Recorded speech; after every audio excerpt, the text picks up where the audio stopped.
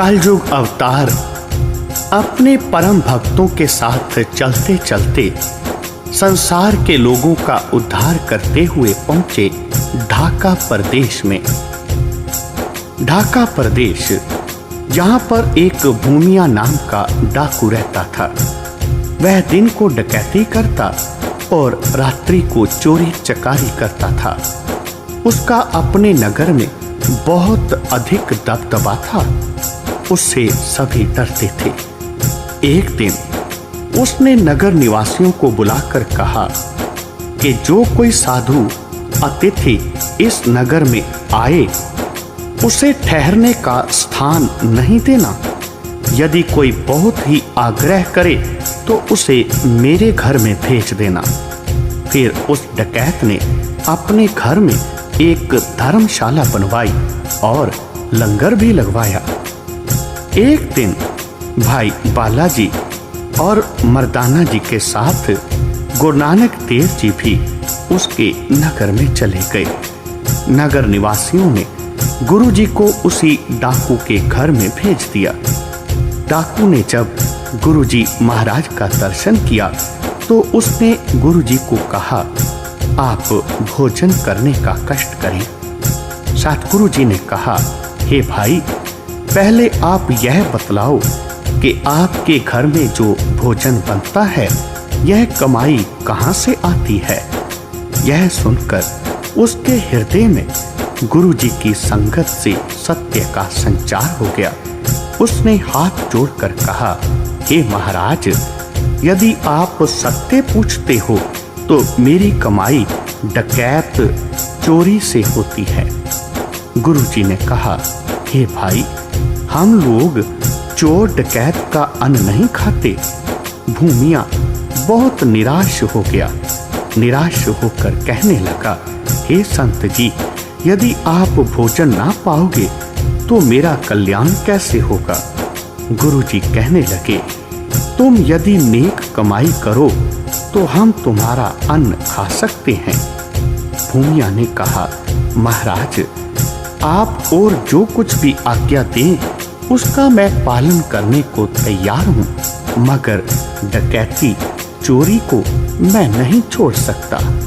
गुरु जी ने कहा, हे भले लोग, वह ईश्वर सबका पालन करने वाला है, उस पर विश्वास करो और धर्म की कमाई करो। फिर गुरु जी ने यह शब्द उच्चारण किया, ये सच सबना का कसम है, जिस बख्शे तिस दे। गुरु जी ने कहा, अच्छा, यदि तू हमारे 3 वचन माने तो हम तुम्हारा अन्न स्वीकार करेंगे। उसने कहा, और जो भी कहो मैं मानूंगा। तब गुरु जी ने कहा, सबसे पहले सत्य बोलना। दूसरा वचन है, जिसका नमक खाना उसका बुरा नहीं करना। तीसरा, गरीब मार नहीं करनी। बस यह 3 प्रतिज्ञा करो। उसने कहा कि तीनों बातें मुझे स्वीकार हैं। तब गुरु जी ने सत्य के बारे में एक पौड़ी उच्चारी, सच्चा साहिब एक तू, जिन सच्चो सच वरताया, जिस तू दे तिस मिलै सच, ता तिन्हीं सच कमाया। सतगुर मिलिए सच पाया, जिनके हृदय सच वसाया। मूर्ख सच ना जानही, मन मुखी जन्म गवाया। विच दुनिया काहे आया, विच दुनिया काहे आया। गुरु जी ने फरमाया, हे भूमिया, यह सत्य तभी कहा जा सकेगा जब तू कुछ नियम धारण करे। तो यह सुनकर भूमिया ने कहा, वे नियम कौन से हैं, उनको मैं सुनना चाहता हूँ। तब गुरु जी ने राग आसा में शब्द गाया, सच ता पर जानिए, जा हृदय सच्चा हुए। कूड़ की मल उतरे, तन करे हच्छा धोए। सच ता पर जानिए, जा सच धरे प्यार। नाउ सुन मन रहसिए, ता पाए मुख द्वार। सच ता पर जानिए, जा जुगत जाने जियो। तरत काया साध कै विच दे करता पियो, विच दे करता पियो। गुरु नानक देव जी महाराज के पवित्र उपदेश ने उस डकैत पर बहुत ही प्रभाव किया। उसने कहा, हे महाराज, जो आपकी आज्ञा है मैं उसे अवश्य पूर्ण करूंगा। गुरुजी कहने लगे, हे भाई, यदि तुम सच्चे हृदय से कहता है तो तुम्हारे पूर्व तमाम पाप क्षमा कर दिए जाएंगे और परमात्मा के दरबार में मोक्ष का मेवा अवश्य ही प्राप्त होगा। फिर अंतर्यामी गुरुजी ने उसके हृदय को शुद्ध देखकर उसके घर में भोजन पाया। फिर भूमिये ने गुरुजी की अनन्य भक्ति से सेवा की तथा फिर गुरुजी वहां से चल दिए। एक दिन भूमिये ने सोचा कि मैं किसी राजा को लूटकर दौलत लाऊं, कुछ तो स्वयं खाऊं और कुछ साधुओं को दे दूं। यह विचार कर उसने स्नान किया, सुंदर सुंदर वस्त्र और आभूषण पहन लिए और आधी रात के समय एक राजा के द्वार पर गया। चौकीदार ने देखकर पूछा, भाई तू कौन है?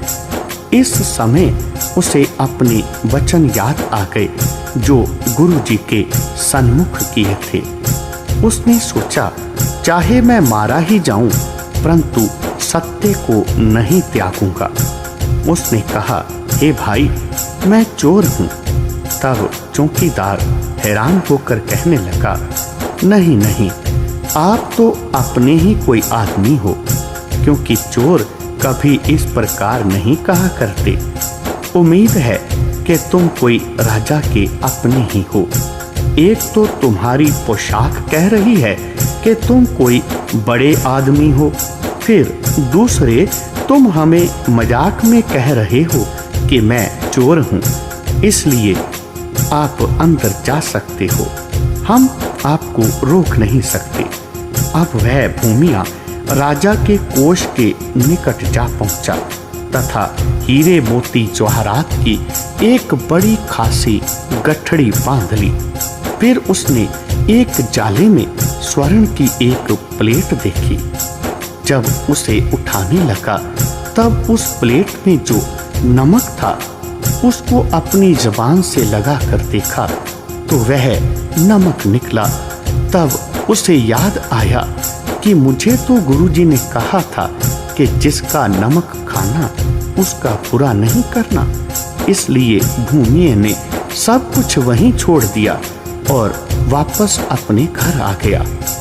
प्रातः शोर होने लगा कि राजा का कोष लूटा गया है। जब राजा ने जाकर देखा तो एक गठड़ी बंधी पड़ी है और किसी वस्तु का नुकसान नहीं हुआ।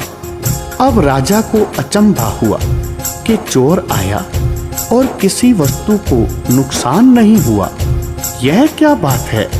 फिर राजा ने चौकीदारों को बुलाकर पूछा कि यह क्या बात है, तुम बताओ, क्या हमारे महलों में कोई आया था?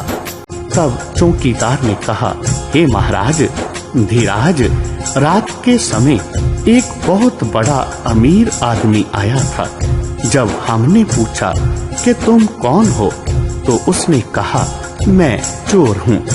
हमने उसकी चाल ढाल और पोशाक देखकर कोई आपका आदमी जानकर उसे भीतर जाने से नहीं रोका। उसके अतिरिक्त और तो हमने कोई भी नहीं देखा। यह सुनकर राजा ने कहा, अच्छा, तुम उसकी भाल करो, उसे ढूंढो। चौकीदार व पुलिस ने उसकी बहुत भाल की, परंतु कहीं भी उस चोर का पता नहीं चला। फिर राजा ने हुक्म दिया कि नगर में ढंढोरा फेरो कि जो आदमी मेरे घर में आकर गठड़ी बांधकर तथा बगैर कुछ लिए चला गया है, वह यदि मेरे सामने आ जाए तो मैं उसे अपनी सारी रियासत दे दूंगा। यही ढंढोरा 3 दिन तक पिटता रहा, परंतु चोर का कहीं सुराग नहीं मिला। फिर राजा ने कहा, अच्छा, जो कोई निकम्मा आदमी मिले उसे पकड़कर खूब पीटो। बस फिर क्या था, अनेकों गरीबों को पुलिस मार पीट करने लगी। यह खबर तमाम नगर में फैल गई। अब उस भूमिये को अपना प्रण याद आया कि गरीब मार नहीं करनी। भूमिये ने सोचा कि मेरे ही कारण इन निर्दोष गरीबों को पीटा जा रहा है। अब मैं राजा के सम्मुख जाकर कहूंगा कि इन गरीबों को मत मारो, चोर तुम्हारा मैं हूं। यह सोचकर भूमिया राजा के दरबार में हाजिर हो गया तथा कहने लगा कि मैं आपका चोर हूं, गरीबों को मारना बंद करो। अब राजा ने उससे पूछा कि तुमने मेरे कोष से कुछ भी हासिल नहीं किया। तब उसने कहा कि हे राजन, मुझे पहुंचे हुए सच्चे गुरु मिल गए थे। मुझे जो उनकी आज्ञा थी उसी का पालन किया है। यह कहकर भूमिये ने समस्त बीती बात सुना दी। राजा के मन में गुरु नानक देव जी के दर्शनों की तीव्र इच्छा हुई। राजा ने कहा, उस तेरे गुरु की क्या निशानी है? भूमिये ने कहा, हे राजन, मेरे गुरुदेव पूर्ण संत हैं, उनका मिलना पूर्ण भाग्य से ही हो सकता है। फिर उसने सतगुरु जी के मिलाप का सारा वृत्तांत विस्तृत रूप से सुना दिया। अब राजा कहने लगा, हे भाई, तुम मेरे वजीरों के सिरताज बनो और मुझे अपना सेवक बना लो। भूमिये ने कहा, हे राजन, अभी तो मैं स्वयं शिष्य के रूप में हूँ। आपको शिष्य किस प्रकार बना सकता हूँ? हाँ, तुम गुरु नानक देव जी के नाम पर एक धर्मशाला बनवाओ तथा नेक कमाई करो, न्याय करो, बांट कर खाओ, दीन दुखियों की सेवा करो तथा उस परमेश्वर का नाम स्मरण करो और सभी में उसको व्यापक जानो। इससे गुरु नानक देव तुमको स्वयं दर्शन देंगे, क्योंकि मेरे गुरुदेव घट घट के जानने वाले हैं।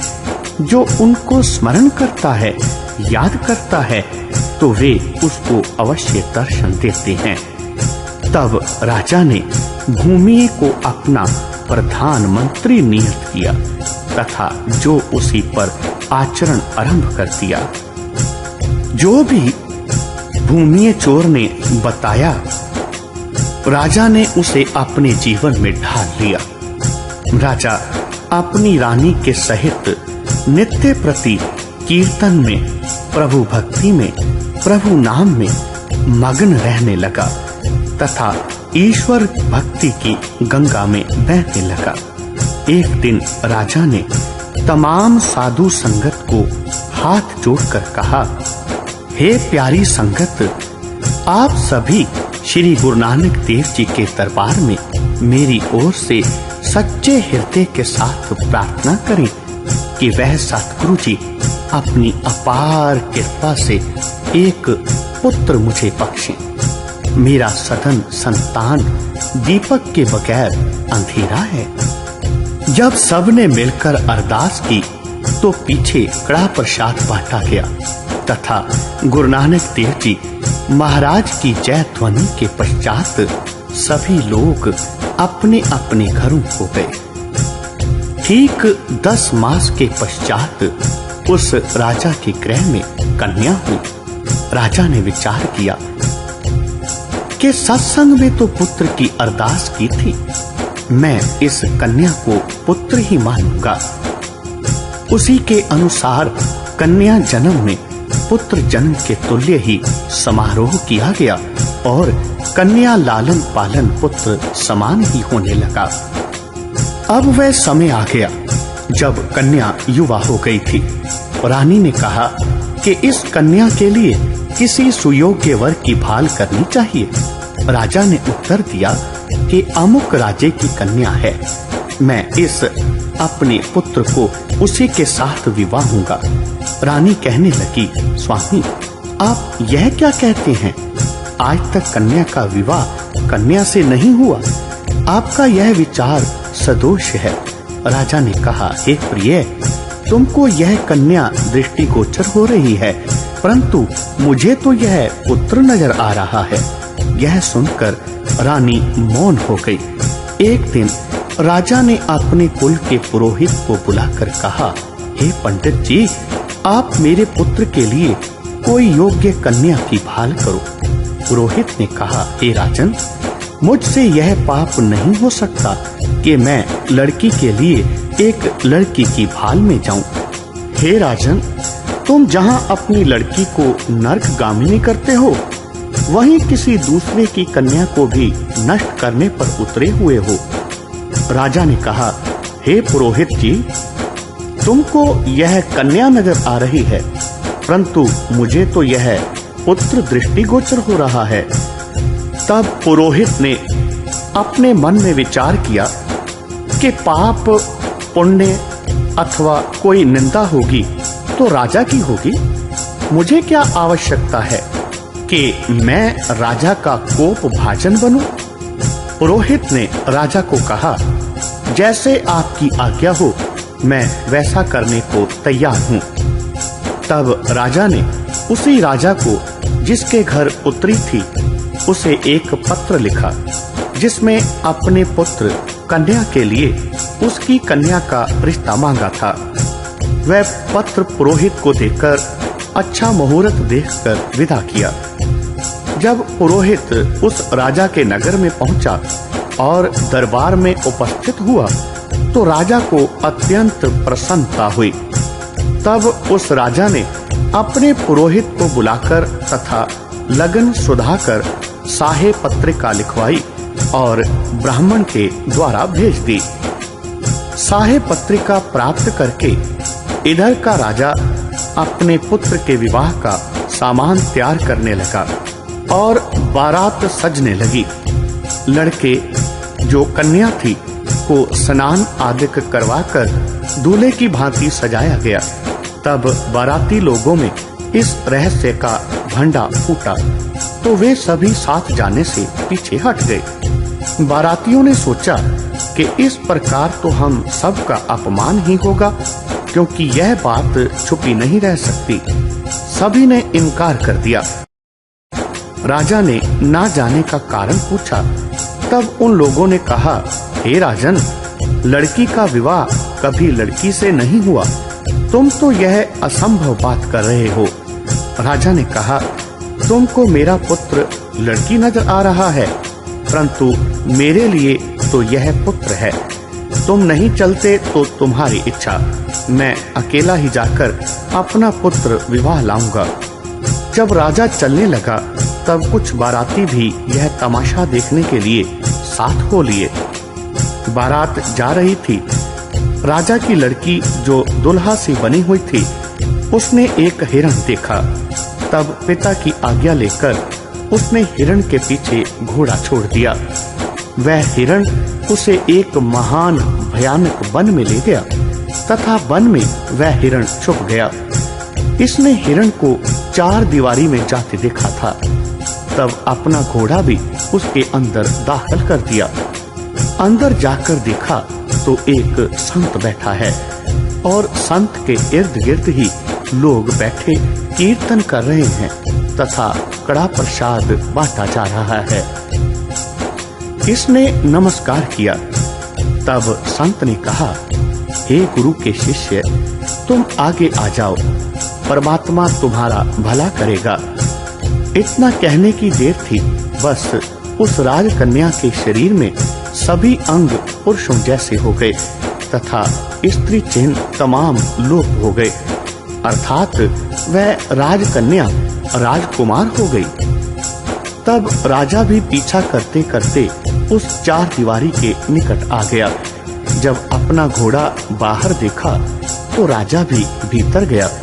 वहां उसे गुरुजी के दर्शन हुए और संगत कीर्तन करती देखी। तब राजकुमार ने कहा, हे पिताजी, यह सतगुरु संसार के स्वामी श्री गुरु नानक देव जी महाराज हैं। तब राजा ने दंडवत प्रणाम किया। गुरुजी ने कहा, हे राजन, तेरी मनोकामना पूर्ण हो। इतने में राजा ने देखा कि ना तो वहां चार दीवारी है और ना ही कोई श्रोता है और ना ही गुरुजी हैं। सभी दृश्य लोप हो गया। राजा हैरान होकर कहने लगा, हे भगवान, मैंने यह क्या स्वप्न देखा है। अभी यह विचार हो रही थी जब सारी बारात यहाँ आ गई। राजा तो गुरु नानक जी के ध्यान में मस्त था और कहा कि हे सतगुरु, आपने मुझे क्षण भर में ही निहाल किया, आप धन्य हो।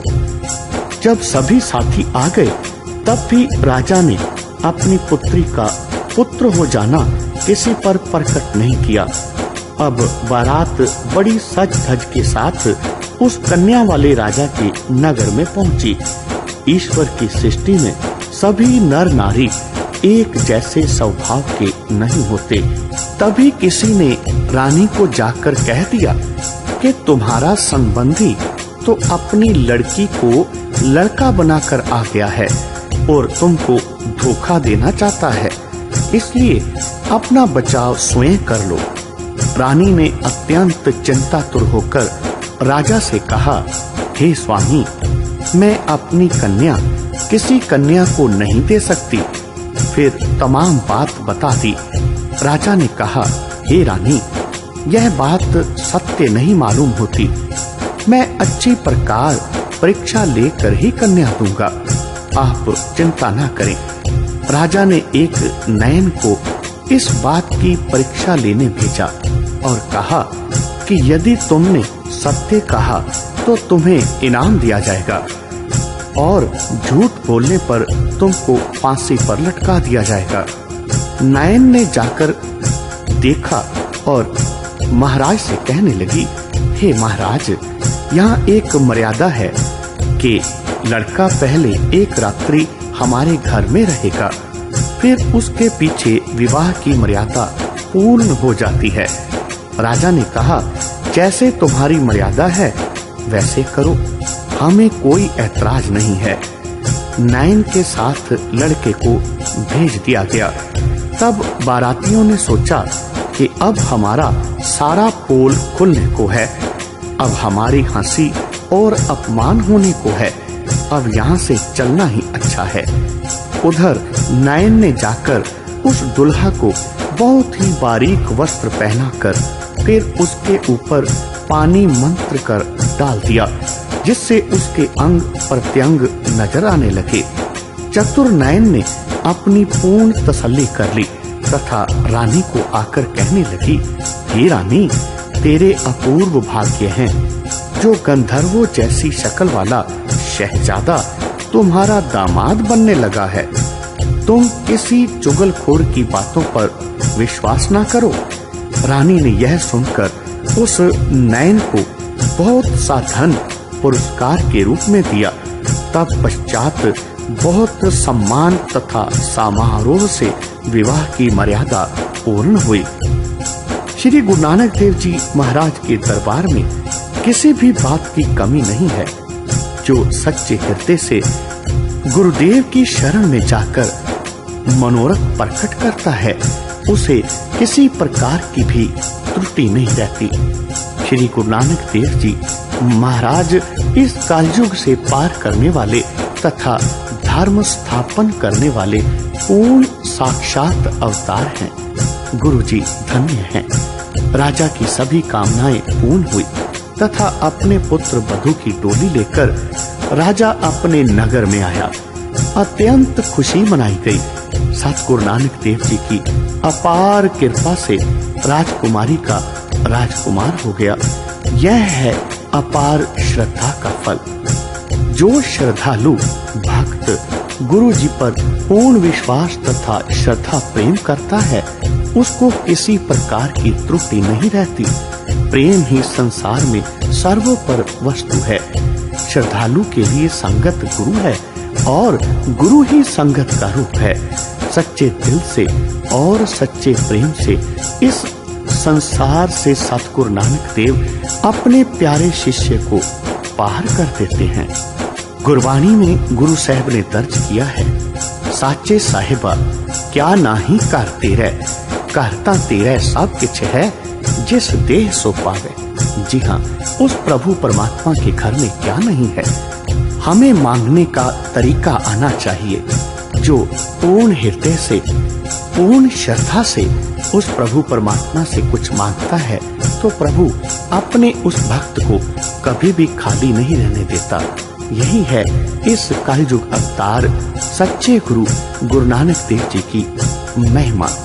भक्तजनों, इसी प्रकार गुरु नानक देव जी ने संसार के अनेक लोगों पर अपनी कृपा की और संसार के लोगों को उस प्रभु परमात्मा के सच्चे नाम का उपदेश देकर तार दिया। गुरु साहब इसी तरह संसार की यात्रा पर आगे निकल पड़े। बोलो जी पाई जी वाहे गुरु वाहे गुरु वाहे गुरु।